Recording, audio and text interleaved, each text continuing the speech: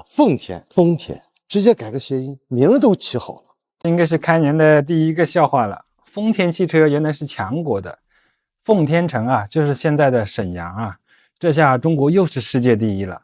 这是一个强类车评人的介绍啊，让我们看一下一个人呢如何绘声绘色的吹牛逼，脸不红心不跳的，而且呢一不小心呢又让中国赢麻了。这很多人喜欢伟大的丰田，为什么叫丰田？而它最早的车型在我的身后，这是我们中国第一辆汽车。这辆车是由张学良出资，于1931年，经过了3年的时间，亮相于我们中国大地。它叫民生汽车。但是918之后，侵华日军占领了这个汽车厂，而丰田喜一郎，也就是后来的丰田汽车的老板，他是一个做纺织的。但是来到中国之后呢，一看现成的工厂、现成的图纸、现成的工人，开个玩笑说，经过他的特殊关系，就把丰田汽车变成了丰田汽车。而在中国生产的第一台车是丰田 31C 卡车，在2战期间，用我们的中国工厂、中国工人造出来的车，祸害了我们当时多少老百姓。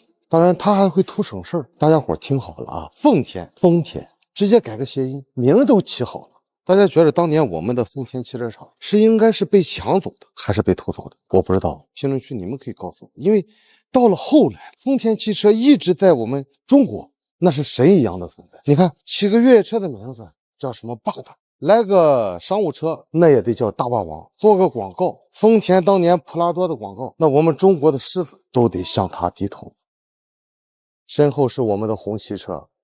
1956年，经过了25年，我们这25年是停滞的状态，因为2战啊，我们没有了生产。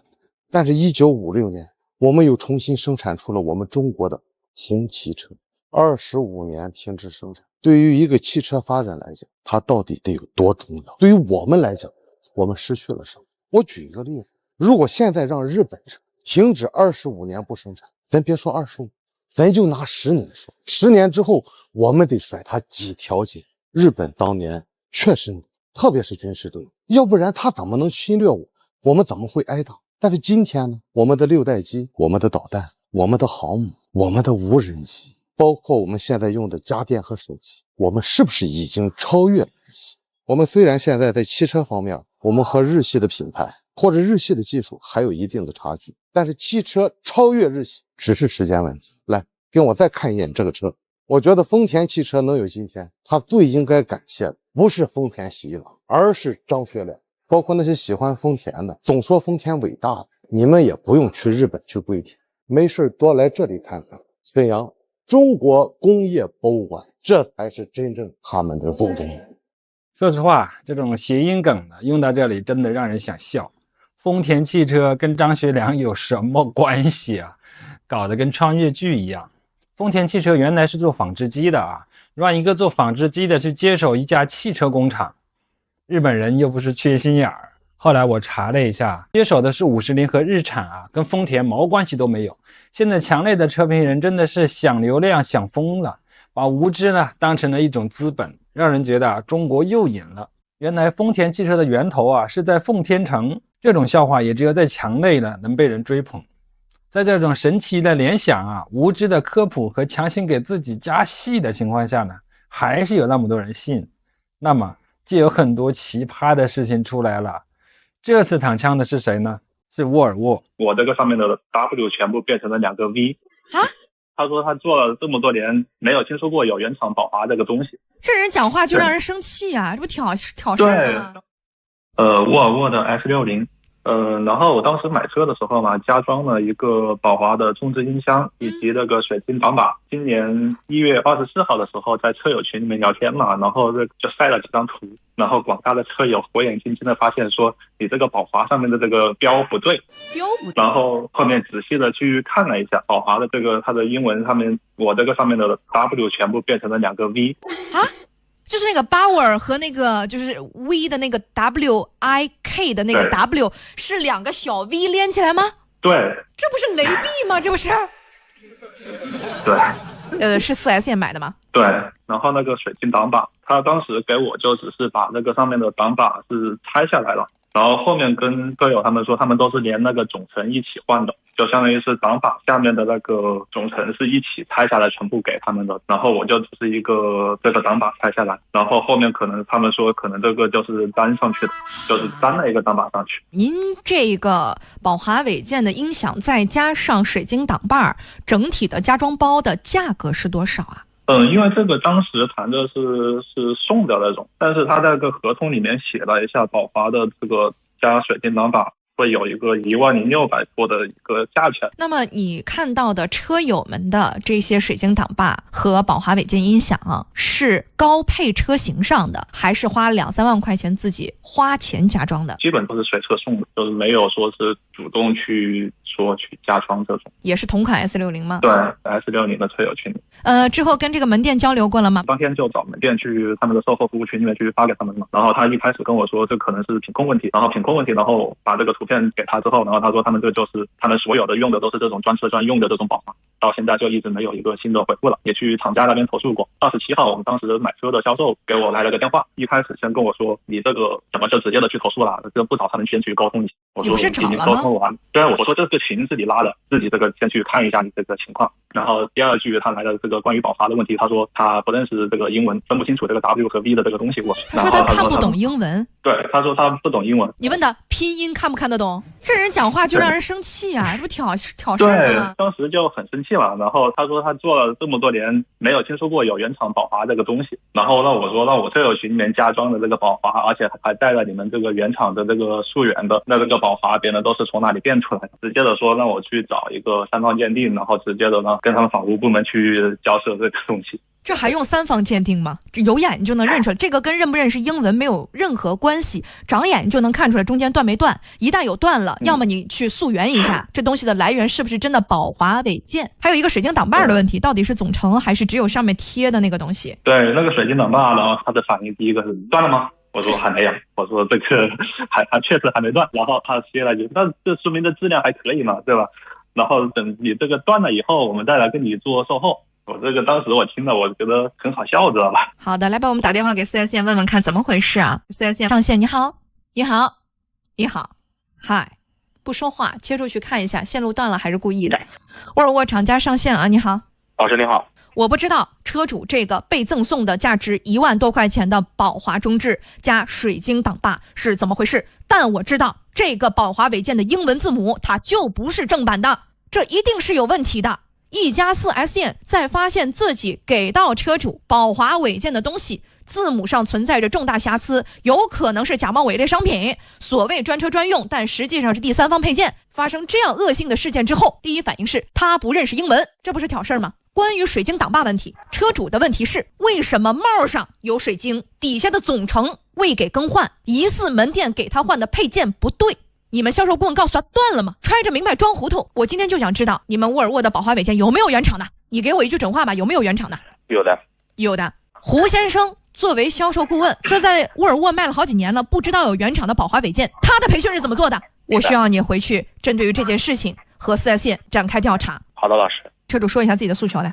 首先我肯定是希望把这个换成一个正版的一个东西嘛，就算能够协调出这个正版的这个东西，我也不希望再去这家店，因为这家店的售后部门给我一个很不靠谱的感觉。导播这边帮我做一件事情啊，你厂家给我搜索一下宝华伟健的400。今天我们向全网征集沃尔沃汽车加装宝华中置音响的朋友，请把你宝华伟健的那个英文 logo 拍摄下高清照片，并放大后看一下2个 VV 粘在一块的，还是一整个的 W 中间是连通的，把这个照片发上来。宝华伟健的这个电话已经打通了，来，我们请客服姑娘上线。你好。哎，您好，我今天是打电话过来，想先问一下，我们的那个英文字母在印刷时到底是哪种是真的，或者说有没有可能P4变成了2个 V 中间是分开的？英文印刷的话，据我这边了解是没有分开来把它这个印刷的这个可能性的。暂时据你了解，没有 VV 然后中间分开的这种概率是连上的。对的。江先生这件事情给所有的沃尔沃车主提了个醒：第一，签订合同过程当中尽量不要使用简称，就写上宝华伟健。第二，在验车过程当中要更加仔细和小心。第三，发生相应问题之后，保留好手中的证据。第四的话，最重要的一点，其实还是主要是我们江先生这件事儿。沃尔沃的厂家针对自己授权的经销商给车主的车上搭上仿冒配件的问题，需要给出一个答复。不得不说啊，这 4S 店的人呢也是人才。在网上呢，一堆人晒出了自己的宝华伪件啊，基本上都是双 V 而不是 W， 钱都是被骗的大冤种。从实践上看呢，这种情况应该很久，我就不信厂家不知道。可能这还成了全进口和套公版的区别之一啊。相信有二手车专家啊，小声的告诉车主，你看啊，这个音响上的 VV 是强国版本，而这个 W 呢才是正品。一般人我还不告诉他呢。沃尔沃在今天也发生了一个声明啊，表示啊，我们知道了，我们会彻查的。前文看下来啊，只承认是新车销售不规范，深层次的意思呢，就是这个不算诈骗啊，就算一个小小的失误，还对被坑的车主呢表达了歉意，就没了，没有更多了。那有没有可能以后会给车主换上正品呢？个人认为不大可能。4S店说的是送的，虽然显示价值有5万多啊，但是呢是赠品。赠品是什么？就是实际价值不大，真给你原厂的话，那就真的是亏麻了啊！我后来搜了一下，这套山寨货实际价格不到50块钱。车主也是的啊，VV 跟 W 其实区别也没有那么大呀，戴个眼镜都差不多了。你想不就好了，又不是不能想。经过你这样一搞啊，那些买了沃尔沃的基本上人人都吃了一个大逼兜，真的是坏透了啊！送了1万多的原厂音箱，占了这么大一个便宜，变成了山寨货。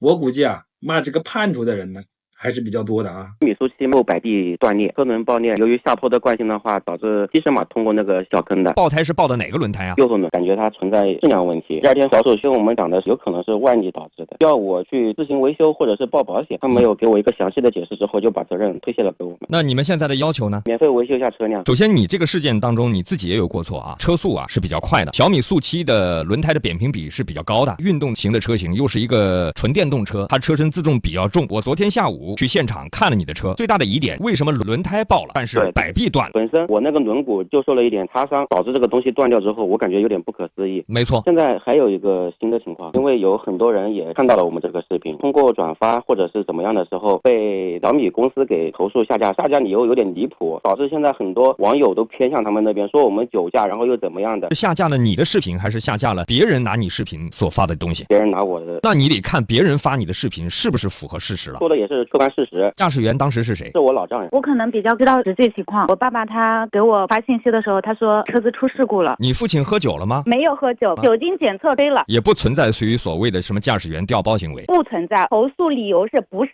本人驾驶或酒驾，质疑我，质疑他得有证据啊，这不能随便给当事人扣帽子呀。来，小米汽车客服代表，你好。你好，主持人。这个情况我们是没有看到过的，所以赵先生有怀疑，花这么多钱买台小米速七，难道我这个车就不能走一些相对特殊的这种情况吗？虽然说啊，我们车辆在设计过程当中有一种设计叫丢轮保车，有些特殊场景当中悬架该断必须得断，让轮子丢掉来保存车辆的完整性，保持车辆的正常的运动轨迹，防止有扩大性损失。但是在轮毂相对完好的前提下，摆臂断了，这个到底对还是不对？赵先生需要小米方面给出一个解释。赵先生，他们工作人员说让你去做鉴定是吧？对，第3方检测我可能有点承担不起。我们先不质疑小米速七这次的后摆臂断裂，如果说你们觉得不是质量问题，非得逼着赵先生去做第3方鉴定的话，那我们媒体可以协助赵先生去找一个相对来说便宜的但是有资质的地方去做鉴定。但是我想问，有必要吗？赵先生的车从事故发生到现在为止已经过去1个多礼拜了，车一直在店里，过年也没有办法好好的去用车，你们的关怀在什么地方？小米给你们一个机会把这个问题解决掉。好的，来，有请小米杭州售后车经理。我们在用户的授权下报了保险，安排了一个救援服务，用户在现场签署了放弃索赔声明，理由是与实际情况不符，用户承诺自行承担事故带来的全部损失的费用。他们提出了说认为这个是质量问题所导致的爆胎摆臂断裂，你们认同还是不认同？不认同。从现场车辆的具体情况来看，轮胎内外侧都已经爆胎了，轮毂有轻微的撞击的痕迹，摆臂的2个螺栓的固定位，也就是说避震的下支点位置是向下受力扭断掉的，但是呢轮毂的内侧没有明显的磕碰的痕迹。赵先生刚才提出的疑点，如果说受到过大的力气，那应该是轮毂受损，轮胎爆掉，摆臂断裂才对，但是为什么轮毂是完好的？目前我们这边看了一下车子不存在质量问题。那我就探讨一下刚才我所说的问题，因为它速度确实实比较快，导致轮胎直接爆了，轮毂的外侧缺了一小块，轮毂的内侧没有明显受力的痕迹，只不过是轮毂内边缘上被它那个断掉的摆臂划出了一个圆圈的这样的痕迹嘛。正常的垂直受力的情况下，它的轮毂如果说朝这样断裂，轮毂的外侧是朝外拉的，或者说由于避震的下支点脱底了，直接把它顶断的。这么大的力气的前提下，为什么摆臂的强度没有强过轮毂的强度呢？当时的路况比较复杂嘛，轮毂和摆臂受伤的一个先后顺序这块也没有必然的一个联系嘛。不讲咱们这台车啊，常规的经验来看呢，当车辆有一个垂直向下的力，比如说飞跳这种力的时候，导致的第一个是先爆轮胎。如果说爆了轮胎了，这个力就已经抵消掉了，不会有什么太大的受损了。如果说爆了轮胎，这个力气还没有办法抵消掉，应该是轮毂有明显受损，还抵消不了这个力量，就传递给悬架了，所以悬架才会出现断裂。但是现场看的这台车的情况，它是轮胎爆了，轮毂相对还完好，有磕碰痕迹，但是磕碰痕迹不明显的前提下，摆臂断了，这就是赵先生的质疑点。咱们有没有办法从技术层面来说给他做解释啊？目前我这块没法给你一个明确的回复。如果说呢，咱们厂家的工程师能够给出一个正面或者说技术方面有理论依据的支持，那我相信也能解开赵先生的疑惑。第二个，赵先生说他们想免费维修，咱们是同意还是不同意？支持不了，费用的问题可以再去沟通一下。这个是明确拒绝，还是可以上报沟通？和用户保持持续沟通，尝试通过善意索赔，包括我们回扣的方式，帮用户去缓解一部分资金上的一个压力。但是不管是有没有结果，最好能够解开赵先生的疑惑。好的，那我先记录一下，我等你们消息。只有在一种极为特殊的情况下，可能会发生这种情况。看这个坑是个什么样的坑，落地如果说这个坑刚好是一个直角坑，轮毂是100%有受损的。如果说刚好是跟轮毂一模一样的一个圆弧形的坑的话，是有可能轮毂没有什么太大痕迹，但是摆臂断掉了。因为轮毂受损是轮毂受到了点受力导致的，压强过大嘛，轮毂吃不消了就会变形甚至碎裂。但是轮毂如果说当时不是个点受力，而是一个面受力的话，轮毂是能够吃得消这个力度的，就把动态力矩传递给悬架，悬架吃不消，说我就断。一个14厘米的深坑呢，